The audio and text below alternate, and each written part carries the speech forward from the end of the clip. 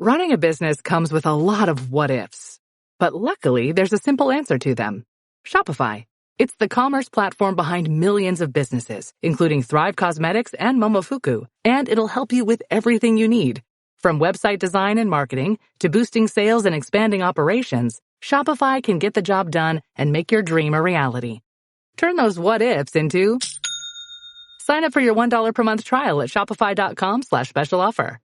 So let's begin on the baseball diamond in Philadelphia, where Jazz Chisholm had 5 RBI in his second straight 2-homer game. Gleyber Torres hit a go-ahead sacrifice fly in the 12th inning, and the Yankees outlasted the Philadelphia Phillies 7-6 on Tuesday night yesterday for their first 4-game winning streak since early June. Chisholm had an RBI grounder in the first, a solo homer in the 6th off Aaron Nola, and a 3-run homer in the 7th against Matt Strahm. That put the Yanks ahead 5-4.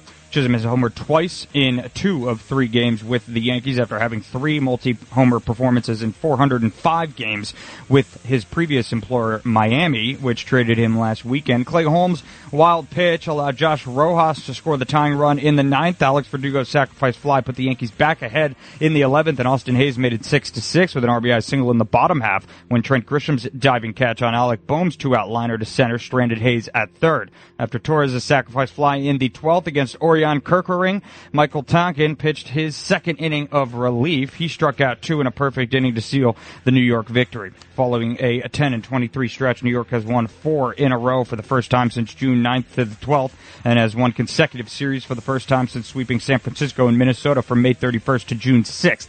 Starter Will Warren was forced to make his big league debut for the Yankees after reigning Cy Young Award winner Garrett Cole was scratched with body fatigue. Warren allowed 4 runs and 4 hits in 5 1/3 innings with 6 strikeouts and 2 walks. Mark Leiter Jr. arrived just before the game and pitched a scoreless 1-hit 10th after the Yankees acquired him from the Chicago Cubs earlier yesterday ahead of the trade deadline. His father Mark and Uncle Al also pitched for the Yankees. Up next for the Yanks, they'll send out the southpaw Nestor Cortez in the finale against Christopher Sanchez in an effort to secure a big series sweep over the Phillies. First pitch from Citizens Bank Park is scheduled for an early 12:35 p.m. pitch this afternoon. In Queens, Sean Manaea struck out a season-best 11 over 7 dominant innings last night, pitching the Mets to a 2-0 victory over the Minnesota Twins. Mark Vientos homered, and J.D. Martinez had an RBI single to help the Mets win for the 15th time in 21 games. They matched their season high at 7 games above 500, hours after the front office concluded a busy month by acquiring pitchers Paul Blackburn, Huascar Brazoban, and Tyler Zuber at the trade deadline.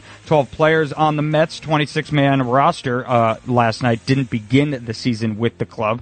New York was 22-33 through May 29th, but has gone 35-17 since to climb into the second wildcard spot in the National League. Manaea yielded 2 hits and 1 walk while allowing just 1 runner beyond first base. The 11 strikeouts were his most since fanning 12 for San Diego against Atlanta in May of 22. The left-hander has a 1.50 ERA in his last 4 starts at home. Ryan Stanek got 2 outs in the 8th, and Edwin Diaz struck out Byron Buxton with 2 runners on to end the inning. Diaz finished the 2-hitter for his 13th save in a game that took only 2 hours, 12 minutes. All 3 of New York's shutouts this season have come in the past 16 games. Martinez hit his RBI single against rookie starter David Festa in the 4th, and Vientos led off the 5th with his 393-foot homer to left field.